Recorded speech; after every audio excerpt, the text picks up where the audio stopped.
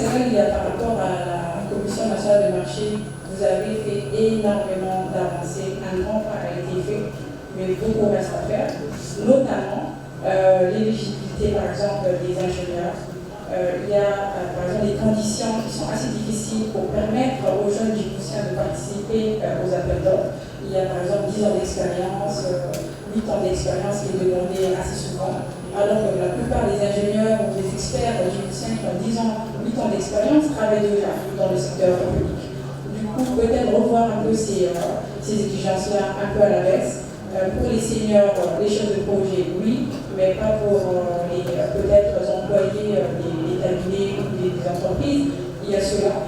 Il y a également l'accessibilité des entreprises et des cabinets, des bureaux d'études locaux aux appels d'offres. Ce dont je veux porter l'accent, c'est par exemple, on nous demande souvent l'expérience similaire.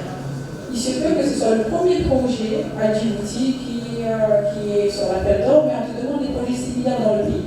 Chose qui est une petite aberration dans ça. Et également, des expériences. Donc si moi je me dis, si j'ai pas mes premières expériences dans mon propre pays, qui va m'offrir mes premiers pas? C'est un peu, je me mets dans la peau des entreprises et des bureaux d'études. Donc voilà, ça c'était une petite parenthèse, ce que j'ai vécu dans ce mandat avant d'être directrice générale. Maintenant, si je reviens à l'institution dont je détiens la responsabilité, les grandes responsabilités, j'ai vu, et je voudrais rebondir sur, il y a la petite dame là qui me dérange, donc je vais attendre qu'elle termine avec celle.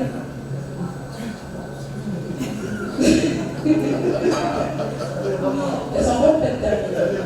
Bon, madame Sel, vous avez projeté les montants sur les différents marchés selon un camembert, et il est totalement visible que la plus grosse part est détenue par les travaux. Et moi, je suis dans le secteur du BTP.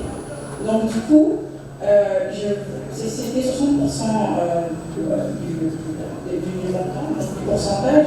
Et du coup, je voulais également rappeler le contexte dans lequel on est. On est dans un pays sismique.